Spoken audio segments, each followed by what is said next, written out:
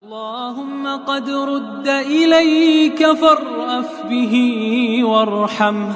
اللهم جاف الأرض عن جنبيه وافتح أبواب السماء لروحه وتقبله منك بقبول حسن يا أرحم الراحمين.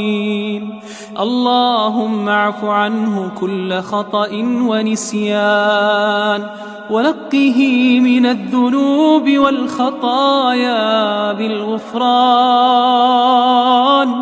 وجازه إحسانا بإحسان وأعتقه من النيران